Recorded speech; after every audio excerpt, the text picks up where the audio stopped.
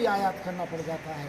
तो इस संकल्पना को ध्यान में रख के कि हमारे देश से निर्यात बढ़े और उस निर्यात का जो लाभ है हमारे किसानों को मिले, इसीलिए संपूर्ण भारत में एक देशव्यापी ऐसी संरचना की जा रही है कि वो हर गांव में उस निर्यात को बल मिले और हम हर एक हमारा किसान अमेरिका को है, ब्रिटेन को है, यूरोप को है, ऑस्ट्रेलिया को है, अपने सारे जो उत्पाद है उनको निर्यात कर सके।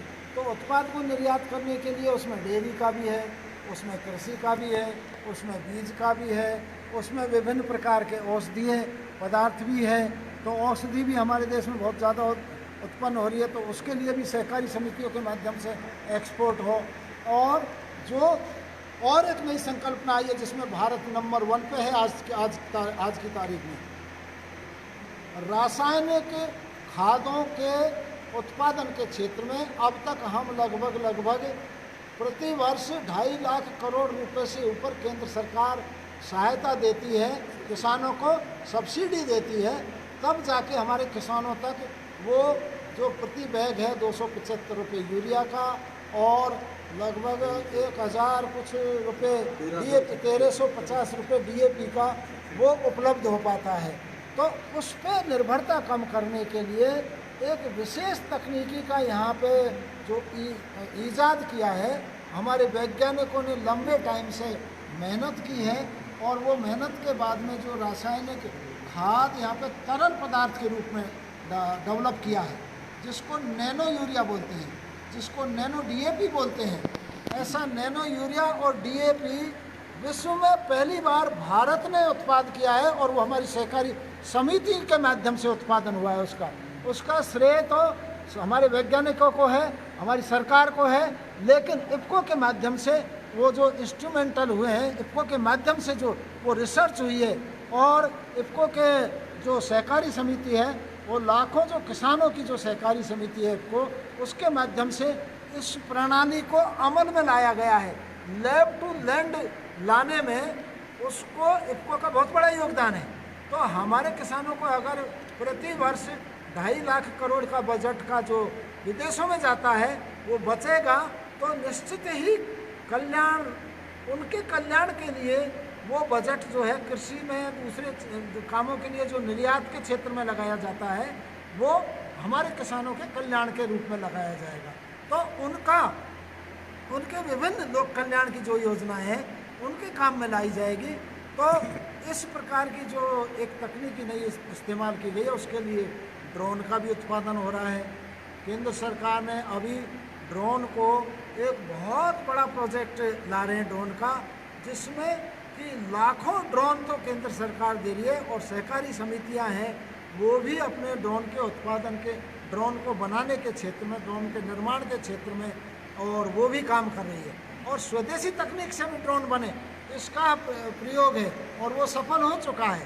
कि जैसे कई बार हमारा क्या है कि ड्रोन के जो पार्ट्स है विदेशों से मंगवाने पड़ते हैं, उसमें भी हमारे हज़ारों करोड़ रुपए जाते हैं।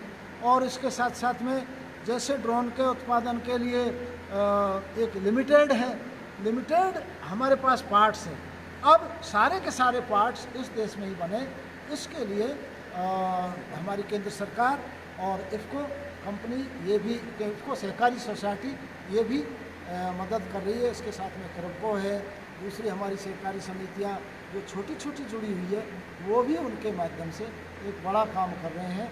इसलिए आज जो हमारे बीच में 26 अगस्त को हमारे देश के गृह एवं सहकारिता मंत्री माननीय अमित शाह जी आ रहे हैं, तो उसके हेतु से संपूर्ण प्रदेश के किसान यहाँ पे एकत्रित होने वाले हैं और उनके साथ साथ में इस क्षेत्र के विकास में ये आयोजन, ये सम्मेलन एक मील का पत्थर साबित होने वाला है। ऐसा मेरा सभी किसान भाइयों से निवेदन है, सबसे अपील है कि बड़ी से बड़ी संख्या में यहाँ पे आए और आके जो हमारे केंद्रीय गृह मंत्री एवं सहकारिता मंत्री श्री अमित शाह जी आ रहे हैं उनके सामने उपस्थित रहें, उनका स्वागत करें, उनका अभिनंदन करें, जिससे कि और भी ज़्यादा योजनाएं हमारे क्षेत्र में आए और संपूर्ण देश में ये क्षेत्र प्रथम नंबर पर आए। ये हमारा लगातार प्रयास है। मेरा स्वयं भी इस बारे में प्रयास रहा है। जब से 1998 में राजनीति में कदम रखा है तब से लेके आज तक क्या में भाग लेते। सर, जैसे कल वर्तमान विधायक रामकेश मीणा ने भी प्रेस कॉन्फ्रेंस के माध्यम से कहा था कि अगर अमित शाह जी आते हैं और वो ERCP को लेकर अगर बात नहीं करते तो हम उनका विरोध प्रदर्शन करेंगे और हो सकता है गिरफ्तारी करें। अमित शाह जी इस क्षेत्र के लोक कल्याण के लिए आ रहे हैं, किसानों को संबल प्रदान करने के लिए आ रहे हैं। इसलिए कोई भी जो इस प्रकार की अनावश्यक और अनर्गल बातें बोलता है तो मुझे नहीं लगता वो कोई इस क्षेत्र के विकास के लिए बात कर रहा है। नहीं, उन्होंने कहा कि ERCP को राष्ट्रीय परियोजना घोषित करो, 13 जिलों की मेन मुख्य धारा की वो है वो तो परियोजना। गहलोत जी का, अशोक गहलोत जी की है, वो एक राजनीति के कारण से है। 4 साल तक उनको कुछ याद नहीं आया, अब 1 साल चुनाव आ रहे हैं तब उनको ERCP याद आया है और करना चाहते हैं। अगर उनके सिंसियर एफर्ट होते तो ठीक से प्लान बना के आगे दे देते। उसको हमको पूरा प्रोजेक्ट देखा हुआ है सारी। उनके क्या हुआ, अगर करता ही सिंसियरली बात होती तो 10 दिनों में उन्होंने कर्जा माफ क्यों नहीं किया। नैनो खाद बनाया अपने, इनका प्रचार प्रसार क्यों नहीं हो रहा सोसाइटियों में?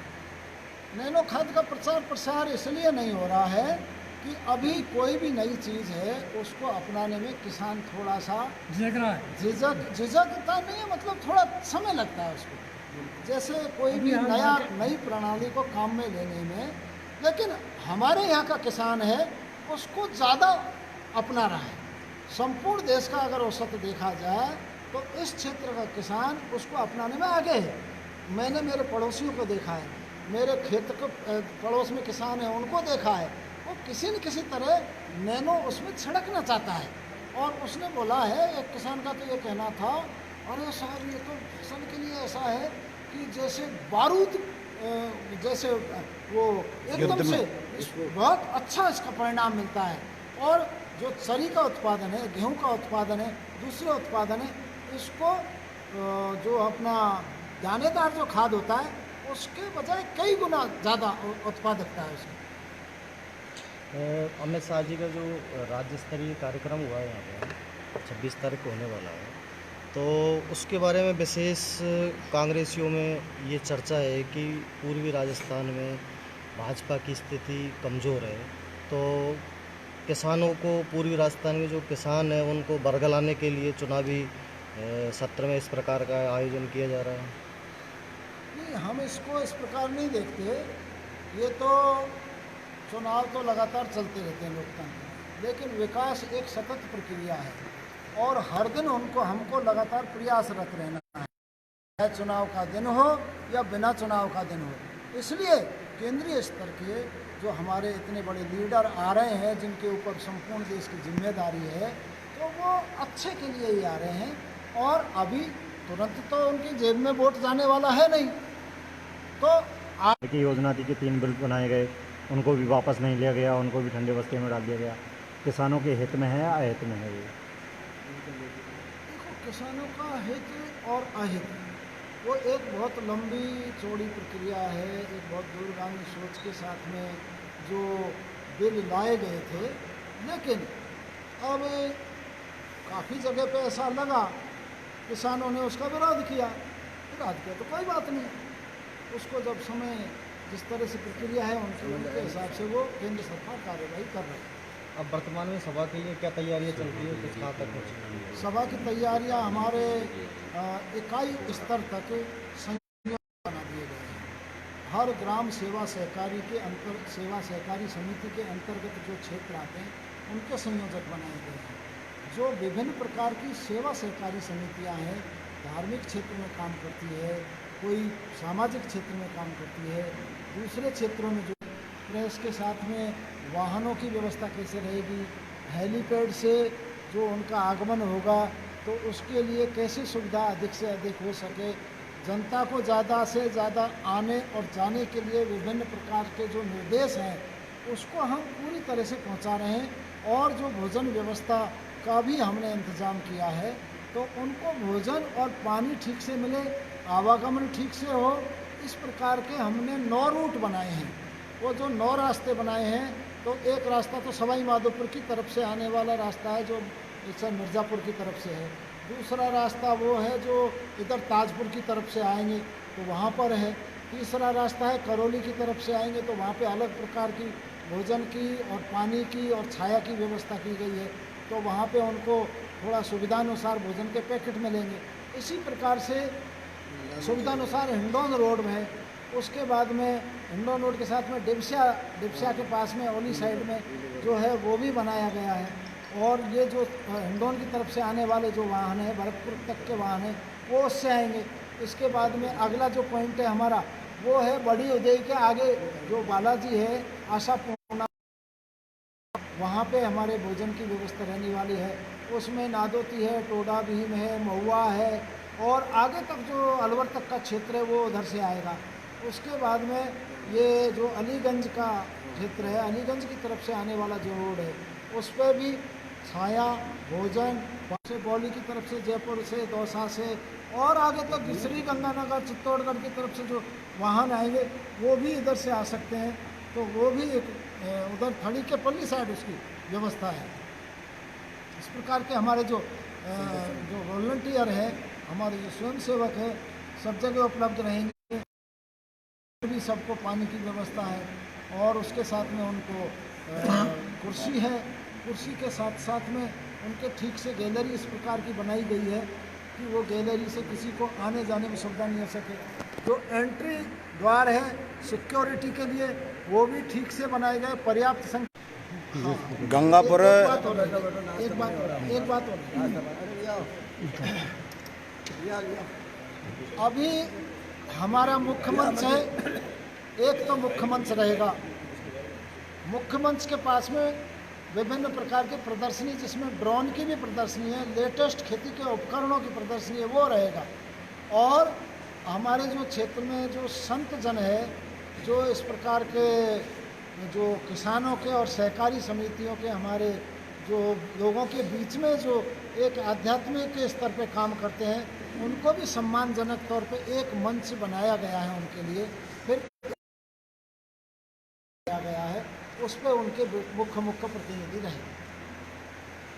पांचना बांध को लेके भी कुछ कहेंगे क्या? पांचना बांध का काफ़ी अच्छा प्रयास सरकार का रहा है, उसका निर्माण का प्रयास लगातार रहा है और आपसी सामंजस्य से जैसे रघुवीर जी भी काम कर रहे हैं, दूसरे भी लोग काम कर रहे हैं। इन्होंने भी, कांग्रेस सरकार ने भी ये वायदा किया था कि हम यहाँ के किसानों को आपस में तालमेल बैठा के जल्दी से